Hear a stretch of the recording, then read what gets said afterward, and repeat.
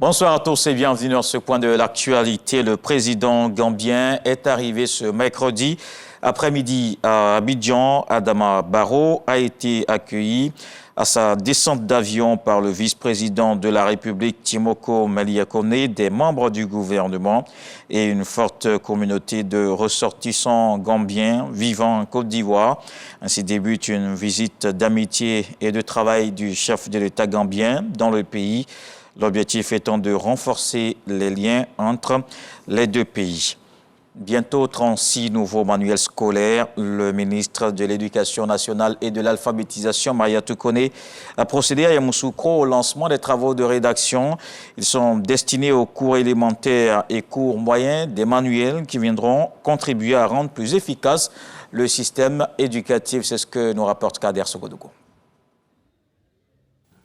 CAFOP supérieur de Yamoussoukro, Mariatou Kone, ministre de l'Éducation nationale et de l'alphabétisation, à la tête de 100 experts des questions d'éducation, lance officiellement les travaux de l'écriture de 36 nouveaux manuels scolaires pour les niveaux cours élémentaires, CE, et cours moyens, CM. Un renouvellement qui ne s'est pas effectué depuis l'année 2000, soit 23 ans. Le gouvernement ivoirien, dans son ambitieux programme de gratuité de l'école, tient là une corde bien ferme. Le gouvernement met à la disposition des services techniques les moyens de produire des manuels adaptés au programme scolaire en vigueur afin d'améliorer les conditions d'apprentissage et les performances de nos élèves. Il s'agit encore une fois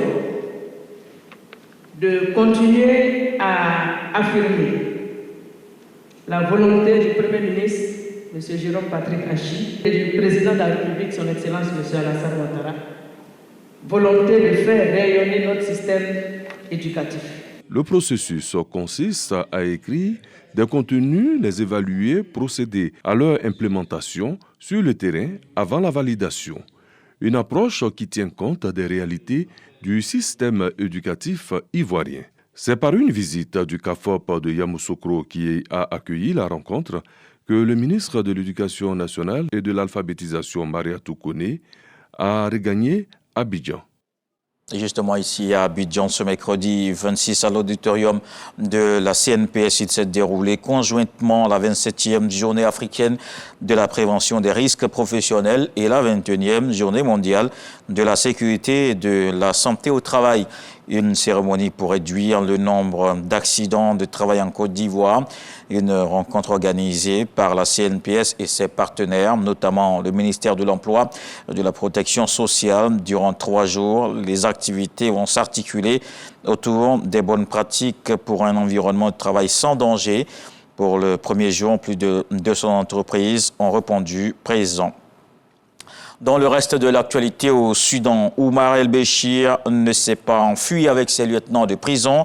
L'ancien président est toujours dans un hôpital sous la garde de la police judiciaire.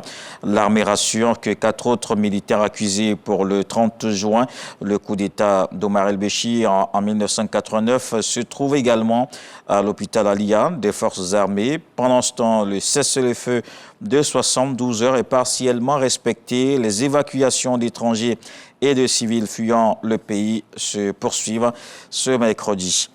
Selon Pékin, le président chinois Xi Jinping a téléphoné ce mercredi après-midi à son homologue ukrainien. C'est le premier contact entre les deux chefs d'État depuis le début de l'invasion russe. Il y a plus d'1 an, le respect mutuel de la souveraineté et de l'intégrité territoriale est la base des relations ukrainiennes, a fait savoir le numéro 1 communiste. Xi Jinping a notamment remercié son homologue pour l'aide apportée à l'évacuation des ressortissants chinois en Ukraine au début du conflit. Dans la foulée, Volodymyr Zelensky a nommé un ancien ministre au poste d'ambassadeur en Chine, vacant depuis février 2021. On termine au Brésil. L'ex-président d'extrême droite a commencé à être auditionné ce mercredi matin par la police fédérale. Jair Bolsonaro a été interrogé sur son rôle dans le saccage par ses partisans le 8 janvier dernier des lieux du pouvoir à Brasilia. Un juge de la Cour suprême avait ordonné à la mi-avril que soit entendu Bolsonaro, mais il se trouvait le 8 janvier à Orlando, aux États-Unis. Il a toujours nié son implication dans ces émeutes survenues une semaine après l'investiture du chef de l'État de gauche, Luis Ignacio Lula da Silva. On se retrouve à 20h à suivre tout de suite les infos régionales.